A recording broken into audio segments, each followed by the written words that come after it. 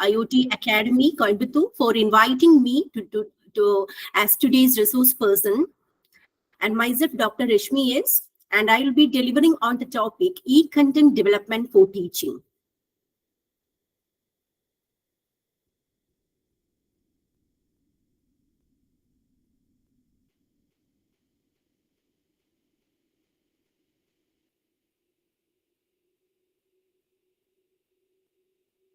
So hope my slide is visible.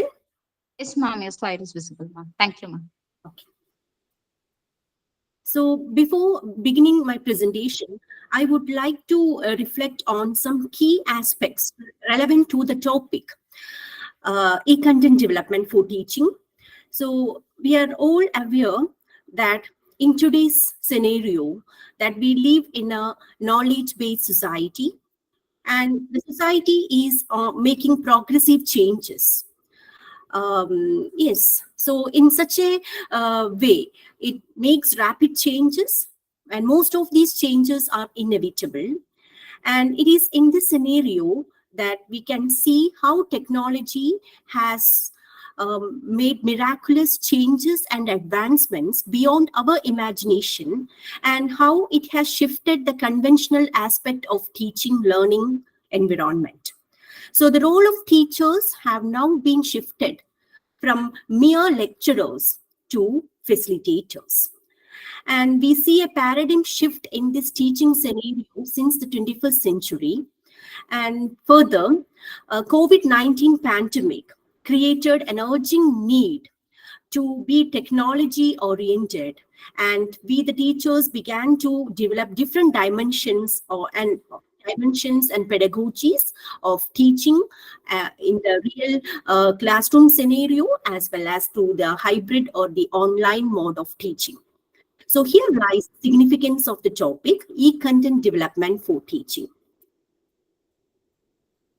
So this is how I charted out my presentation, and these are the key topics that I will be going through. Definition of e-content, e-content as an effective tool for teaching, types of e-content, steps involved in the development of e-content, some of the tips to create good e-content, then how we can create e-content using various multimedia tools. And towards the end, I will be providing a sample e-content for a demonstration. And finally, I will be touching upon the aspect, outcomes of e-content development. Yes, so this is with which I'm going to begin my presentation. What is e-content? Yes, so the letter E placed before the word content, yes, of course, it denotes electronic or electronic content. So whenever a content or an information is shared in an electronic or a digital format, we can call it as e-content. And mere preparation of a content or an information is not satisfying for the wide definition of the term e-content. We need to deliver it over a medium, and for this we need a network-based electronic devices. So the preparation of content and information in electronic and digital format accompanied by the delivery over network-based electronic devices sum up the term e-content or electronic content. And one of the major advantage of e-content is that it can generate individualized form of learning. It is, as we all know that, yes, we can deliver. We as teachers, we have prepared or we have conducted several online materials, and we can deliver to the to our learners, to our students. And they can watch the e-content if it is a video, or they can read the content if it is in a PDF form as per their convenience. There is flexibility of time, and so we can say that it is a much more individualized and flexible forms of learning. It's not at all rigid. Learners can watch and read, play the e-content at their own mode of convenience. And there should be definitely platforms that promote e-content. Which are the platforms? Yes, starting from web-based learning. Yes, we know that now the web or the websites are content with resources. The knowledge, their websites are the knowledge repositories, and based on these resources that are available on the websites, we can create various meaningful as well as interactive learning environment. So web-based learning is simply an online learning whereby we go and refer the online resources, we read it, we comprehend it, and we convert it into a content format using our creativity, our way of understanding. It's not just exactly copying the things from the website. Then we have the computer-based learning. If the learning takes place with the help of a computer, whether it be a laptop or a desktop, we can call it as a computer-based e-content. And if we don't have the computer, or if we are not if we are traveling, and if we are more convenient to use our mobile phone or smartphone, even with the help of this mobile or smartphone, we can prepare e-content. Then it becomes mobile-based learning. And most of the students, they have mobile phones, and they when the teachers share the resources, they make use of the content through the mobile platform, and we call it as mobile-based learning. And next, we have the virtual classrooms. What is this virtual classroom? Virtual classroom is nothing other than the online classroom. Yes, we are all familiar. We were familiar, and at least some of us are right now going through some online sessions. And what I'm currently doing is I'm engaging a group of audience through the virtual platform. Yes, so this is the virtual mode of delivery. So e-content can be delivered through the virtual classrooms. And next, we have the digital collaboration, where we can find the combination of several digital devices working at the same time. We can make use of laptop, and at the same time we can make use of your smartphone or mobile phone, and we can send email. Then we can make use of pictures, graphics, animations. And so the digital collaboration is a much widened and promising concept that makes e-content a reality. And through this slide, I'm going to establish e-content as an effective tool for teaching. When and how it started. Yes, the rapid development in information and communication technology, as well as the integration of ICT at all levels, including the education, primary education, starting from the primary education to the higher education. Yes, it becomes the need of the hour that we must integrate ICT at all levels of education, irrespective of any exclusions. Then, as a result, the educational system began to change. We have witnessed a drastic change in the current educational scenario, and the learning environment itself have been shifted from teacher-centric to the student-centric or the learner-centric.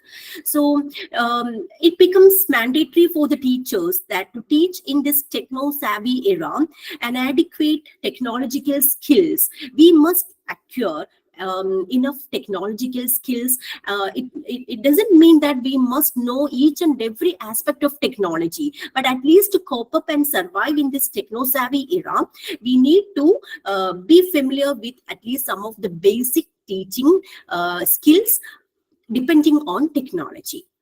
And in that sense, this e-content becomes a very highly resourceful and potential tool for communication, for articulation, for imparting the learning experiences and projects. And finally, when all the things, when the teaching content is prepared, there should be a platform, as I said earlier, to deliver. So the term delivery is very important in the context of e-content development. It must be delivered not to a particular group of students, but to a wider group. So the disseminating or the spreading of information, or spreading of the message or the e-content is very effective when it comes to e-content. So thus we can say that developing e-content is a very effective tool, and it is making rapid, promising changes in the field of teaching. And here I would like to introduce various types and forms of e-content.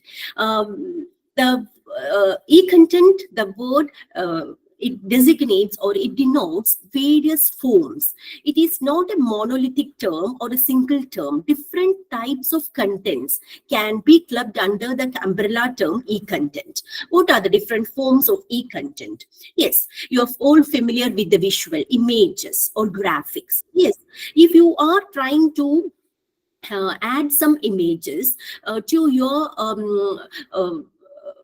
presentation slide, or to your any the Word document, yes, it is also a form of e-content. Next, we have the text in the form of PDF or in the form of Word document. And rich internet application, it refers to a software. And some of these terms are highly technological oriented. And we have the games being provided for the students, learning games. Through the games they can acquire better knowledge. Then we have the electronic journals, we have database, we have the presentations in the form of PPTs. Then we have audio files, video files, animations, then interactive platforms, electronic books. Then we have these augmented reality and virtual reality. As we know that virtual reality is much related to the fictional aspect alone, whereas when it comes to augmented reality, it combines both fiction and reality. So then last we have the energized books. Energized books refers to the books embedded with QR code. Yes, so these are all the different types and forms of e-content, and some of these forms are much familiar to all of us, at least some of them. Yes, so here let us see how we can choose a topic for the e-content. So from where we have to begin? Of course, as in the research, we will begin from an area. Yes, so you can identify an area of your own choice, and the choice may depend upon several factors. Why you are fixing a particular area. And once you finalize the area, you can fix a topic based on it. You can convert it into an interesting format. It's very necessary. Just don't merely fix a topic. Don't try to focus on a one particular theme. You have to convert it, or you have to present it to the to your students or to the wider audience in an interesting format. This is very important. Further, the content must be highly engaging. It must engage the interest of the learners. They should not feel that the very moment they start going through the content, they should not feel it as boring. Yes, you must know the tricks to make the content engaging and appealing, as if to create an interest among the students. Maybe you can add some demonstrations, you can add some examples, you can add some visual images. You can even insert some videos, so to make it engaging and appealing. And finally, e-content must be in such a format as if to interact with the students. Yes, the teacher is actually preparing the content as if to deliver before the students. So it must be just like asking questions to the students. You can add quiz in between. You can add some funny games or interesting games relevant to the topic, some exercises, assignments. So you have to make the e-content as interactive, engaging, appealing as possible. That's very important. And the requirements before preparing the e-content, we must have an expertise knowledge in the subject area. We must be thoroughly familiar with that particular area on which we are going to prepare the e-content. And thorough homework and preparation is very necessary. Yes, you cannot merely just like, even if we do not have thorough preparation, so in some situations we are forced to go attend the classes, and somehow we manage the classes. Yes, so it's not just like that. When you prepare any content, you must go through thorough preparation. You must write the script, you must rehearse it, you must be very thorough with each and every aspects. And finally, you must have some sense of creativity, how to structure and sequence the topics while preparing the e-content. Yes, your e-content must have a proper structure. So the structuring and sequencing of the topics are of ultimate importance. And next comes the characteristics of good e-content. Yes, so these are something that I feel it very important. So it's actually not limited to these characteristics, but these are some of the basic characteristics. A good e-content will have a pleasing look. It is attractive. It doesn't mean that you have to incorporate many graphics, images, animations, and create a pleasing look. It's not just like that. It's the color combination or the layout, then placing small and relevant images here and there. So through which, and the font size, the captions. So through these, you can create a pleasing look. You can make your e-content better and attractive. And second, it must connect with the audience. Yes, why it is necessary? Because the target group will be different. If it is UG students, undergraduate students, sometimes you are preparing the content for the undergraduate students, and at that time, yes, you must prepare by meeting certain objectives relevant to at the UG level. But if you are switching on to the PG students, yes, it should not be just like satisfying the UG students alone. So they must feel that, yes, this is the content highly relevant, having connection to my syllabus, and that is why the teacher has prepared this particular e-content. And next, interactive, as I said before, yes, it must include as many exercises, quiz, test, model test, then interactive sessions, and the clear learning objectives. We are all familiar with writing a good lesson plan. When you go through the syllabus of your UG and PG, you can see the course objectives. So likewise, while preparing the content, we must have the clear set of objectives before us, why we are going to prepare, or what are the ultimate goals that we are going to satisfy through this e-content preparation. And further, our e-content must be well focused, and the content must be simplified. Even if you're choosing a complicated area, you must have the ability to convert it into a simplified and interactive format. That's very necessary. So don't make the content overcomplicated through preparation of e-content. After watching it, yes, the student must feel that, yes, this is a very good content, and it has been simplified by the teacher to the greatest extent. So I feel like watching more and more.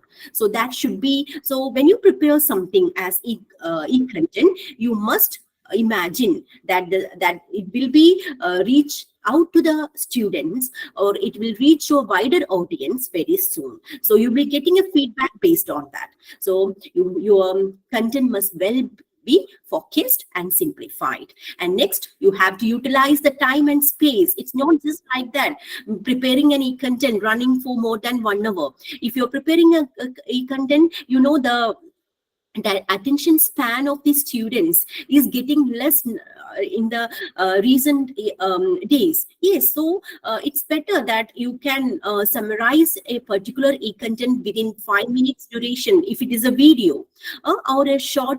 You have to bring the short aspects or the major, the key aspects of a particular theme within the limited span of time. So you have to utilize the time and space as well as, and finally, the satisfaction. Yes, this is very important. So whatever be the thing, is when we teach in the real life classrooms, we get a kind of satisfaction. Yes, we teachers are very passionate about teaching, right? Likewise, once the e-content is delivered to the targeted group, that is the students, yes, they must feel that yes, it satisfies their knowledge, it adds to their knowledge, it modifies their existing knowledge. And similarly, the good econ, after preparation, the teacher must also feel a sense of satisfaction that he or she can show some justice to the topic. And yes, so this slide briefly sketches the different phases and stages in e-content development. So the preparation of e-content is actually a journey through the different phases. An effective delivery of e-content requires the journey through 6 important phases. And we call it as ADDTIE model. Yes. So ADDIE model, that's a common instructional model. When it comes to the detailing session, I have added a testing phase, and testing phase is optional, but it is very important.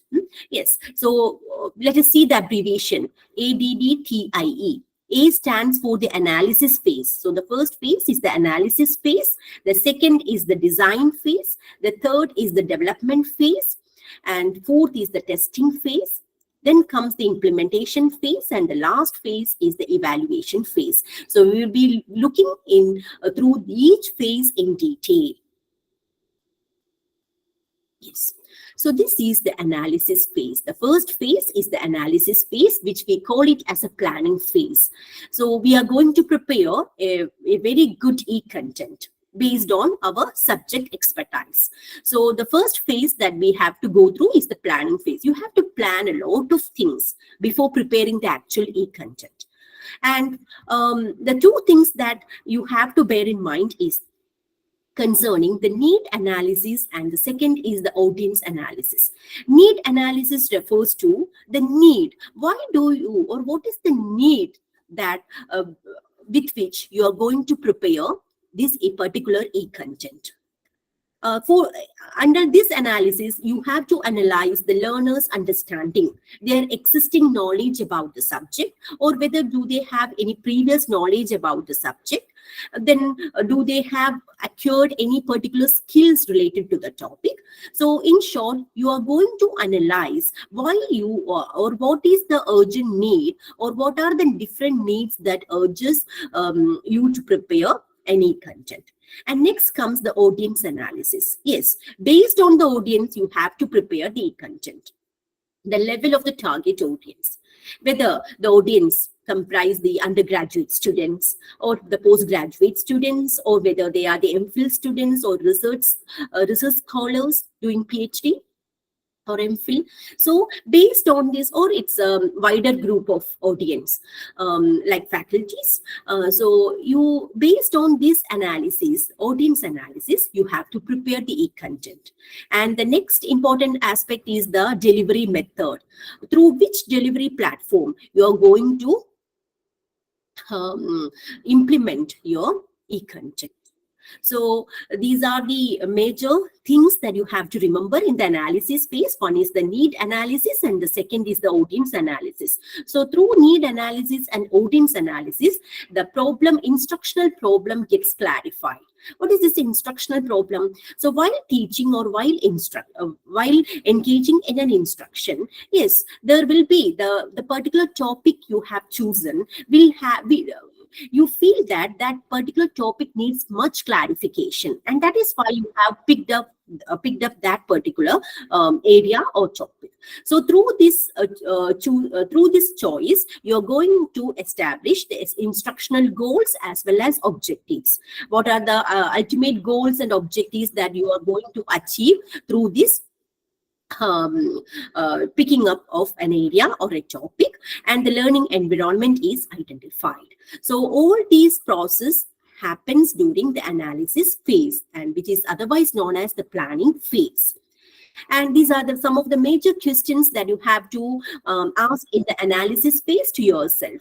If you're developing any content, who your learners are, what are the overall goals you are trying to achieve, what are the overall knowledge, skills, attitudes, and behaviors that need to be taught? What is the amount and level of necessary content, what resources are required, and whether these resources are available. So these are the various questions that you must ask in the analysis phase. Yes. So next phase. So we have planned several things. We have planned based on based on the needs of the learners group. We have identified the audience, and next we have to design it. So planning is the first phase of e-content development, which is followed by the second phase is the designing phase, where we are going to give structure to the planning. In the planning phase, we have already planned so and so. And in this design phase, we are going to give it give it a structure. It is also called as the blueprint phase. So here we are going to chart out our learning objectives in detail. We are going to establish the various types of assessment plans, whether it is through examinations or whether it is through quiz or exercises, through which way we are going to assess the students. And next comes the subject matter analysis. Yes, on which subject you are going to analyze in detail and how you are going to plan the lesson. Then finally, the e-content requires a delivery through a proper media, whether it is through YouTube you are going to telecast, or whether it is through you are going to convert it into a PDF document, or whether you are going to make it as audio recording. So you have to choose the media in this stage itself. So based on this, you are going to design the content. You are going to fix the chapters. You are going to fix the modules as well as the platforms of delivery. And you're all familiar with the online courses that are available in the SOIM platform, NPTEL, then Coursera. Yes, so when you have, if you are familiar with such a platform, and if you have attended any courses before, you might have seen how they have structured the e-content into a course. Then the course will be divided into different modules, and different modules will have a number of subtopics. So likewise, you have to design the entire format of your course or of your topic in the design phase, which is otherwise known as the structuring phase or the blueprint phase. And in this phase, you will come across these questions. How will the content and activities can be sequenced, presented, and reinforced? Yes, there should be a proper sequencing. Yes, there should be a proper beginning, middle, and end, or which all aspects should be brought to the forefront. Then which should be explained later, and towards the end, what all things should be included. So it must be well structured. And what are the objectives of each session or unit? Yes, the clear learning objectives must be stated. Then what skills or outcomes are you hoping to achieve? Yes, the outcomes of learning must clearly be stated. What methodology do we use to achieve the objective, or what media or resources will be used while instructing? Then how we are going to assess the students' understanding of the subject matter. So these are the major questions that we have to ask during the design phase. And the third phase, this phase is very, very important because it is the actual production takes place during the development phase. In the planning phase, we just plan, we chart out a detailed plan, but the plan, all such plans are structured in the design phase, but the actual production takes place, or the actual development of the content design takes place only during the development phase, where we have to depend upon several multimedia tools like text, audio, video, animation, if necessary. So here we are going to fix a particular chapter. So no, there is no room for further confusion. We have already planned, we have designed, and now we are going to fix a particular chapter, and based on the chapter, we are going to record the lecture using a camera, mobile camera, or computer camera. We are going to create and assemble the contents during already we have assembled the contents in the design phase, and now we are going to make it in a very meaningful and legible way. And here we can also make use of storyboards. What are the storyboards? It's a powerful tool for visual communication where we make use of it's just like digital storytelling. If based on my experience, I can say something. I am from the literature background, so if I need to teach a play written by William Shakespeare, so what I would do is I will bring if I'm going to teach the play written by William Shakespeare, for instance, the play is titled as Hamlet. Yes, so I will create a storyboard where I will bring all those characters in the play, and it's just like the characters will be communicating to one another in the form of dialogues. So only the core dialogues will be brought and the content will be created accordingly, and the graphics will be designed. It's very visual, and the storyboards have a good pleasing outlook as well. And these are some of the questions that you have to ask in the development phase. How do I create a lesson plan? Yes, so lesson plan is already assigned in the design phase, but here you are actually going to create a lesson plan. How you are going to organize the contents, what instructor and student activities. Yes, activities are very important in the e-content. So what all activities should be incorporated in the e-content? How do I provide practice for the students? What media should I use when teaching? How can I present confirming and corrective feedback? So as for every teacher, we are all aspiring teachers, we are all aspiring learners too. So we need to correct our way of teaching through proper feedback. So feedback collection is very important to correct our teaching experience. So these are the important questions that we need to ask in the development phase. And next comes the testing phase. So you have prepared the content.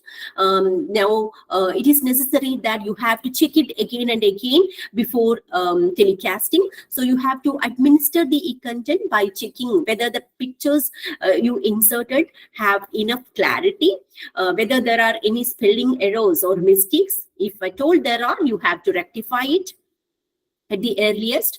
You have to insert appropriate audios. If you feel it very necessary, you can add hyperlinks if necessary.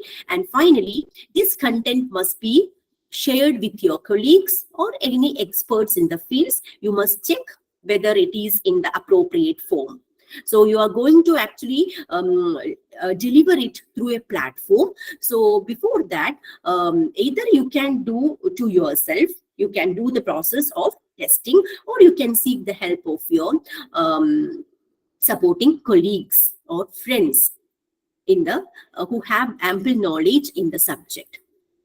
And next is the implementation phase. This phase is equally important as the development phase, because it is in this phase that we are going to really execute, really implement the content.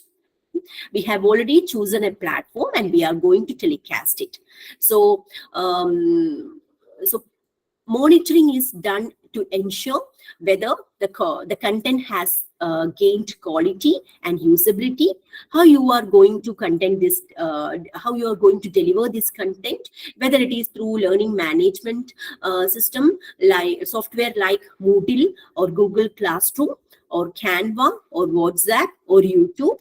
So you have to fix a particular medium of delivery.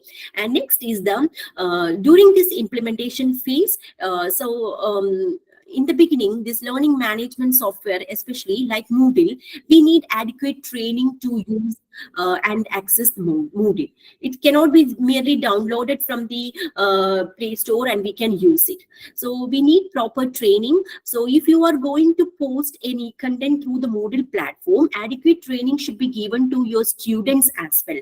How to use this Moodle, how to access resources from this Moodle, how to attempt test quiz or assignments, how to submit assignments using Moodle platform.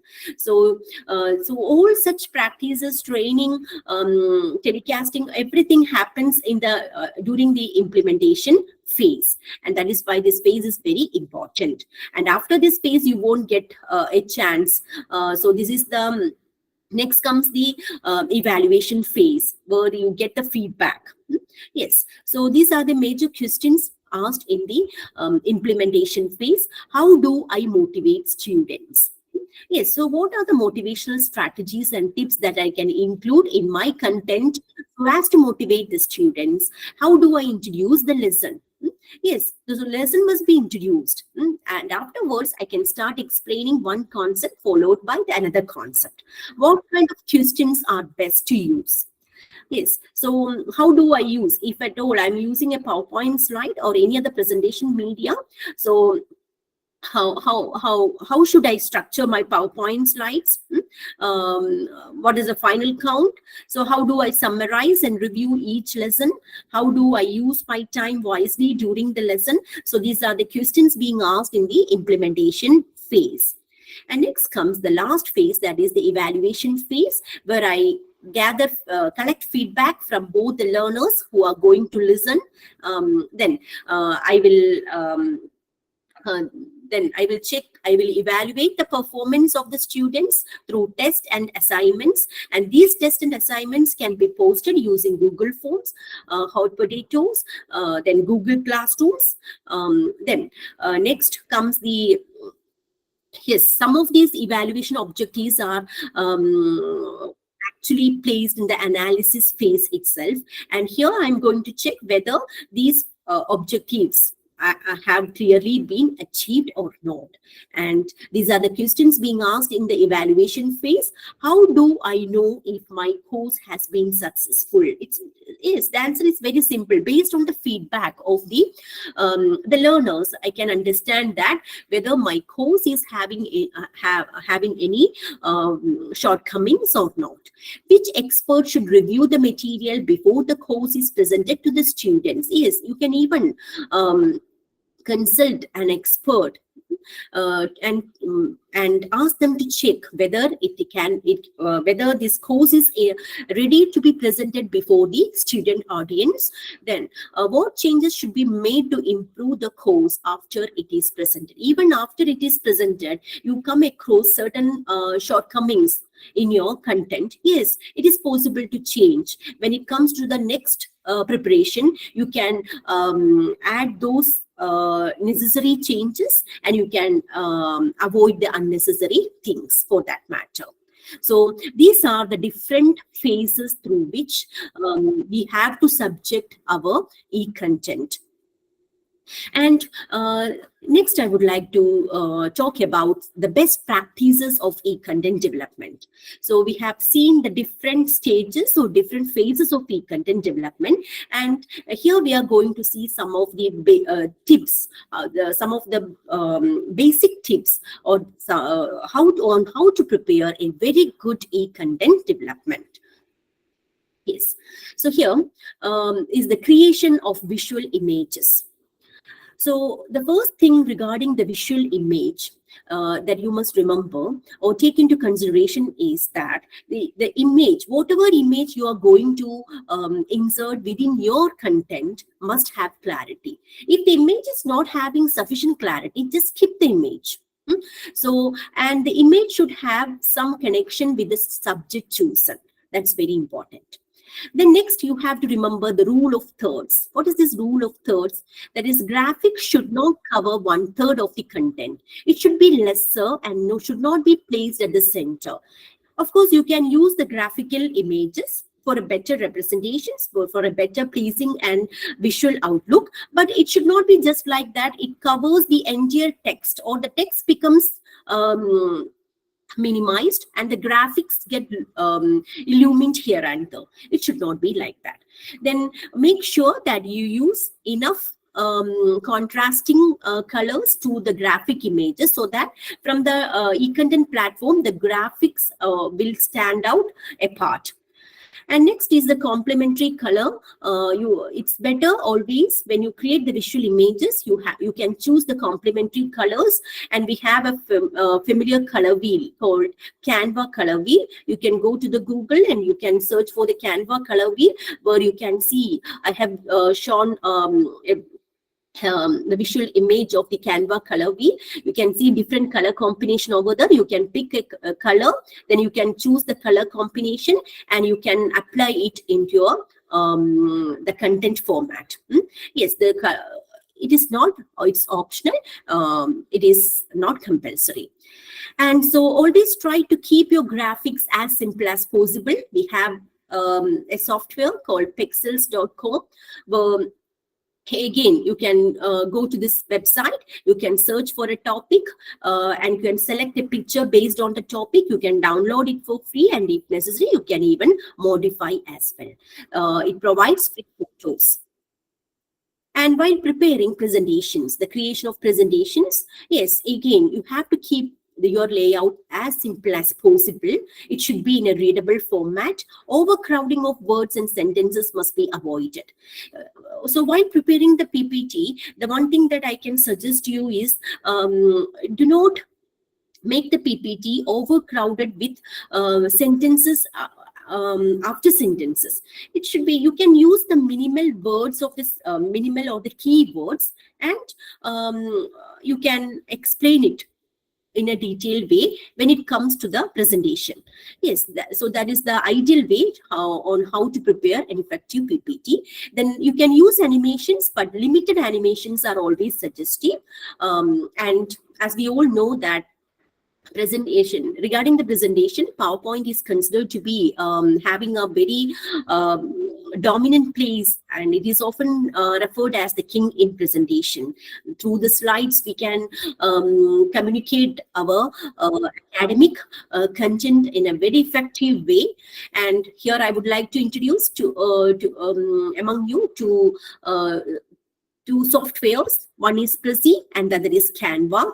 Prezi, it can convert the created PPT to presentations, and Canva is a software whereby you can create visual effects. You can collaborate various visual and graphical effects. So you can search for Prezi and Canva.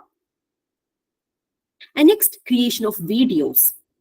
And here you have to pick a topic, then you have to choose a format so that your screen will get recorded. And screen recorder is a very good software through which you can record your video. And before screen recording, you need to prepare a script or a storyboard and record using this software. And even after recording, you can edit it. Even if you come across any faults, doesn't matter, you can edit it, you can review it, and after reviewing work, you can produce or host on the YouTube, Facebook, or you distribute among your circle. And next, creation of animation. Yes, animation is the art of making inanimate objects appear to move. To have a proficient knowledge about animation, yes, the teachers, it's quite difficult for the teachers to have a very profuse knowledge about animation, but still we can, with our ordinary PPT slides, we can make little bit animation effects by which I'll be showing in my demo slide.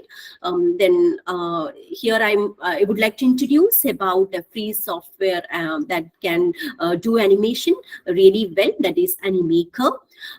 So it's a platform for beginners, non-designers, and professionals to create animation.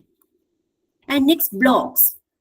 Yes, creation of blogs can also be something that enhance the development of e-content.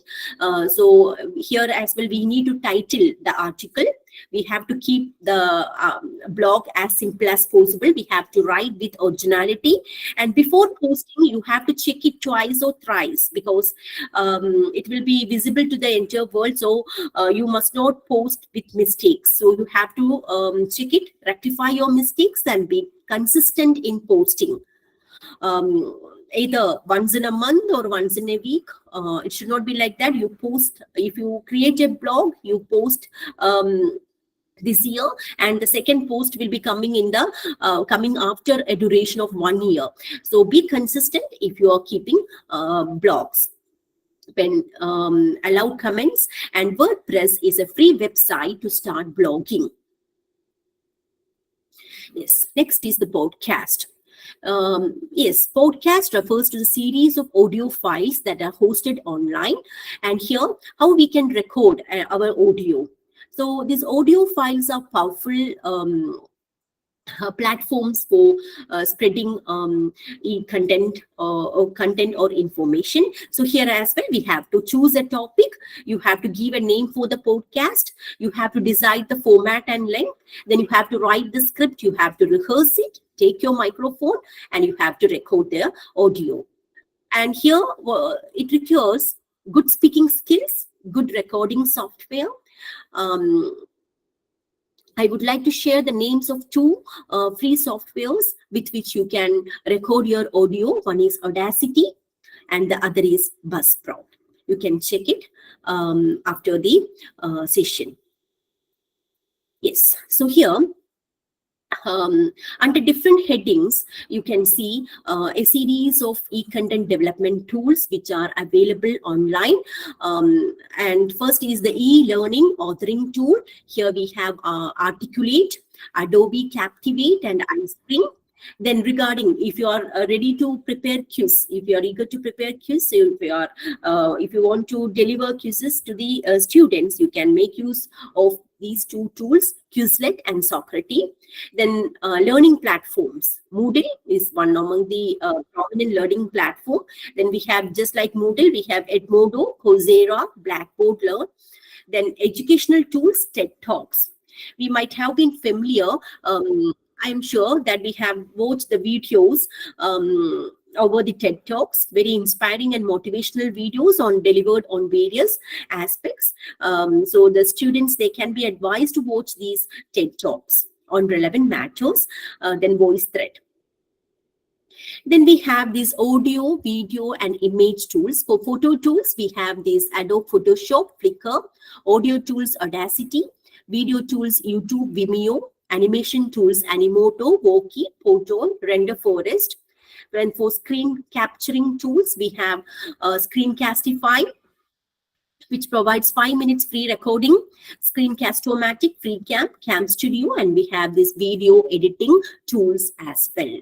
So, and regarding the communication tools, for the messaging, if you are going to prepare the content using the messaging tools, we have Skype, WhatsApp, then webinar and web meetings, WebEx, GoToMeeting, then survey tools like Google Forms, SurveyMonkey, then MCQ, multiple choice questions you are going to prepare. You have the good platform like Kahoot, Mentimeter, through which you can share your teaching content with the students. And networking tools, public social networks. We have Twitter, Facebook, LinkedIn, then private social networking platforms like Yammer, Edmodo, Ning. And recently we have this ChatGPT, which came out a few months back, that is way back in November 2022. We have this artificial intelligence chatbot developed by the OpenAI. It's very creative and information provider. You can just type in the topic, and the ChatGPT will provide you with the series of information related to the topic. It's very recently updated one. Yes. So now it's time to provide you with a sample framework. So this framework really shows, really brings out the soul of the e-content. It is prepared from my teaching experience, and here you can see several effects. Yes. So now you can see I have chosen a topic upon which I'm going to prepare the e-content. The topic I have chosen is travel literature. So I feel like adding some images relevant to the travel literature. So I will add animation to a basic animation to the images.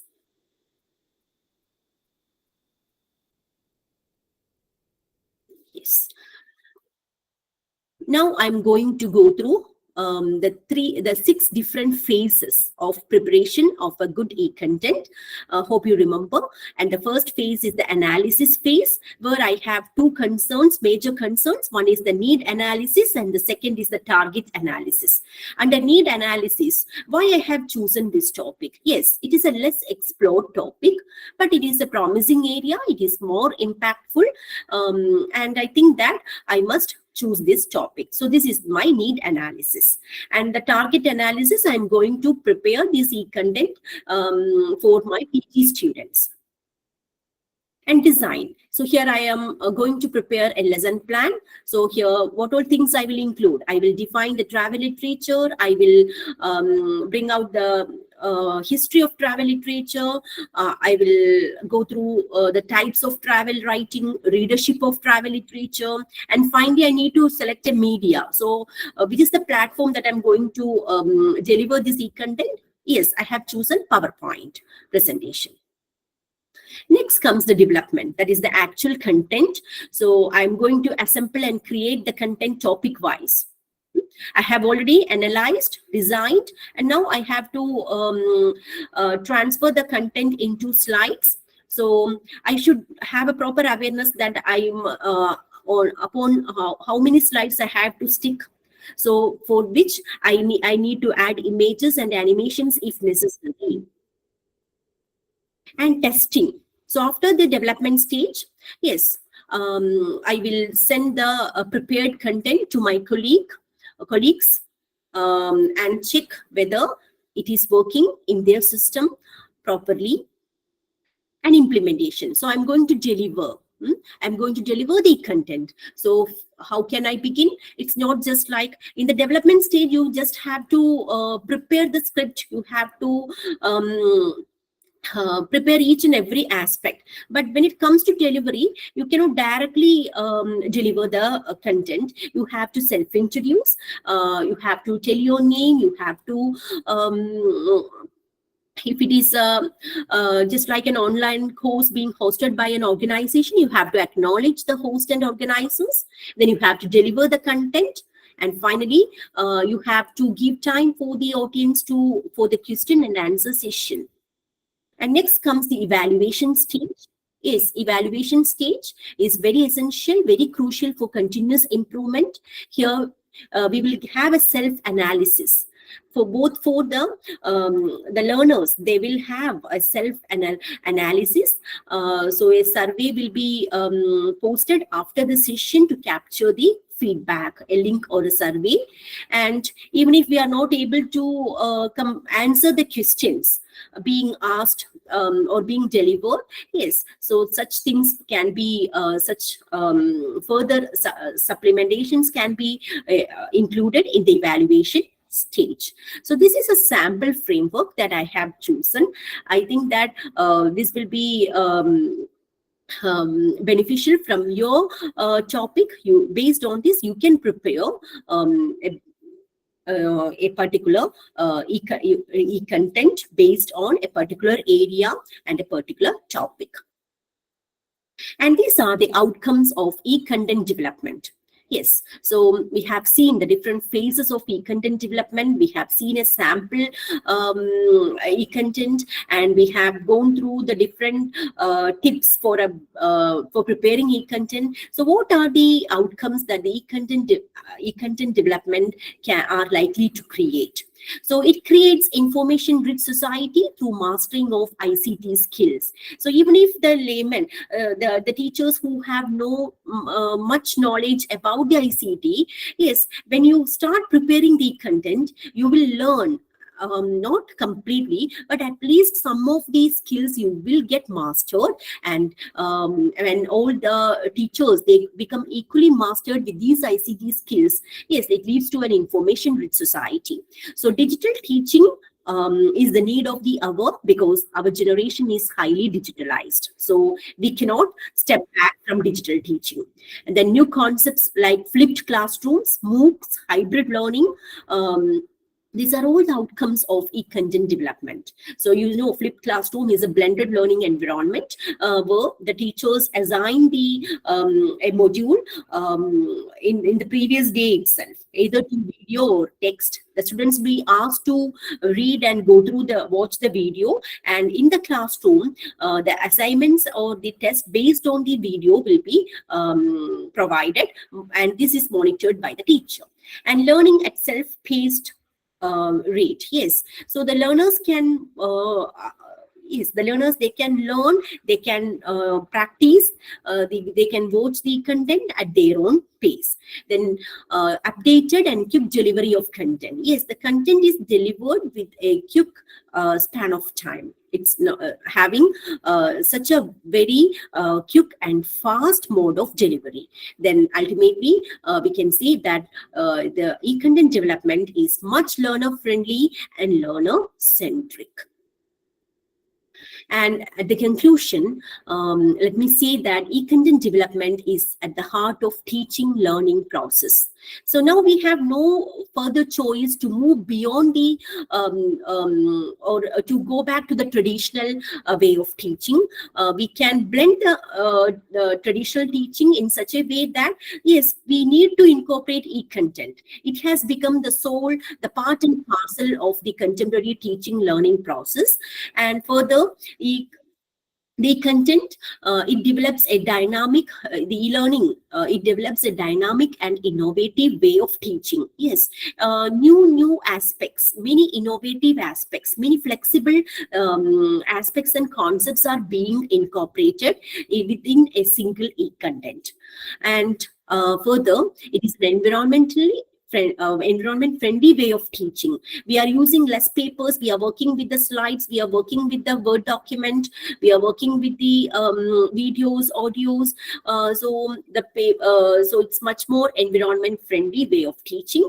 And towards the end, I must say that e-content definitely and surely promotes an inclusive education and not an exclusive education, because it is designed and it is targeted to a wider group of audience, and those audience will share with the further groups, and in such a way that there is no such a thing called discrimination in e-content. It reaches all people irrespective of gender, race, or any other barriers. Yes, it get erased, and it educates. It creates a fostering atmosphere of learning to each and everyone in a democratic way. So that is all about my presentation. Thank you.